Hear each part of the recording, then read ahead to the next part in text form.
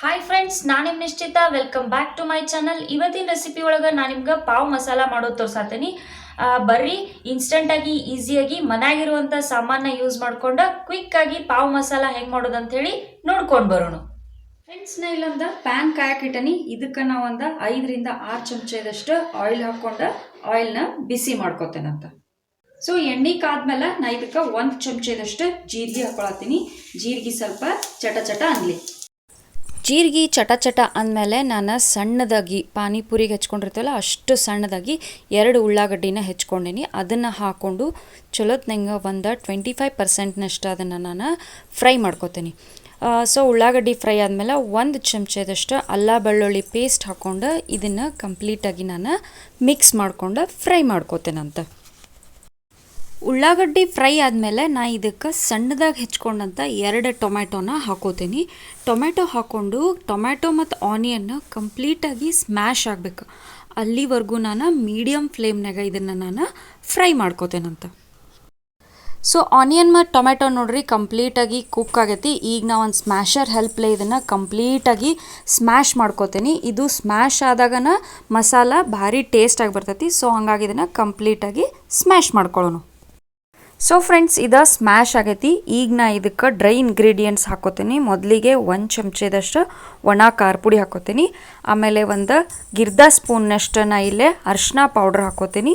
ಮತ್ತು 1 ಗಿರ್ದ ಸ್ಪೂನ್ನಷ್ಟು ಧನಿಯಾ ಪೌಡ್ರ್ ಹಾಕೋತೀನಿ.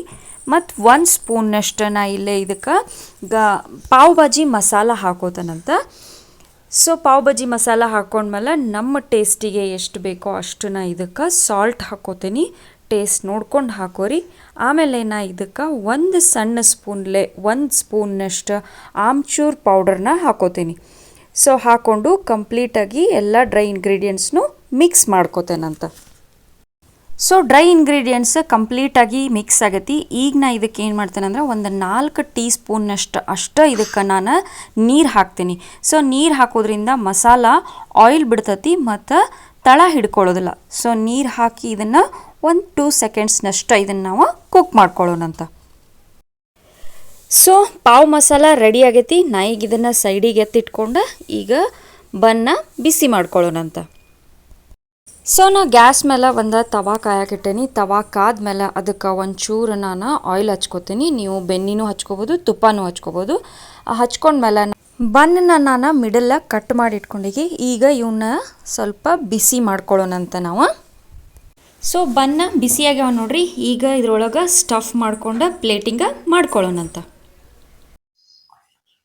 So friends, pav masala ready ಆಗೈತಿ, ಪಾವು ರೆಡಿ ಆಗೈತಿ. ಬರ್ರಿ ಈಗ ಇದನ್ನ ಸ್ಟಫ್ ಮಾಡ್ಕೊಳ್ಳೋಣಂತ. ಪಾವ್ ಮಸಾಲಾನ ಪಾವ್ನಾಗ ಮೊದಲ ನಾವು ಸ್ಟಫ್ ಮಾಡ್ಕೊಳ್ಳೋಣಂತ. ಬಿಸಿ ಬಿಸಿಯಾಗಿ ಸರ್ವ್ ಮಾಡ್ರಿ. ಭಾರಿ ಮಸ್ತ್ ಅಂದ್ರೆ ಮಸ್ತಾಗಿರ್ತೈತಿ ನೋಡ್ರಿ. ಮಸಾಲ ನಾನು ಎಲ್ಲ ಕಡೆ ಹಾಕೊಂಡೆ.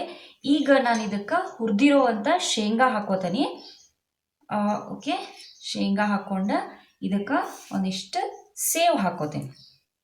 ನೋಡ್ರಿ, ಸೇವ್ ಹಾಕೊಂಡೆ. ಮೇಲೆ ಒಂಚೂರು ಕೊತ್ತಂಬರಿ ಉದಿಸಿದ್ರೆ ಪಾವ್ ಸ್ಟಫ್ ಮಸಾಲ ರೆಡಿ ಆಗ್ತದೆ ನೋಡ್ರಿ. ಭಾರಿ ಮಸ್ತ್ ಆಗ್ತತಿ. ಬರ್ರಿ ಈ ಥರ ನಾವು ಇದನ್ನು ಸರ್ವ್ ಮಾಡ್ಕೊಳ್ಳೋಣಂತ.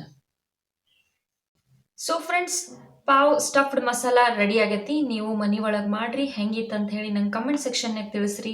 ನಾನು 2 ಚಾನಲ್ ಅದಾವು. ಒಂದು ನಿಶ್ಚಿತ MS ಬ್ಲಾಗ್ ಚಾನಲ್, ಒಂದು ನಿಶ್ಚಿತ MS ತಿನಿಸು ಕಟ್ಟೆ ಚಾನಲ್. 2 ಚಾನಲ್ನು ಶೇರ್ ಮಾಡಿರಿ, ಲೈಕ್ ಮಾಡಿರಿ, ಸಬ್ಸ್ಕ್ರೈಬ್ ಮಾಡ್ಕೊಂಡು ನನ್ನ ವೀಡಿಯೋಸ್ನ ನೋಡ್ರಿ. Thank you.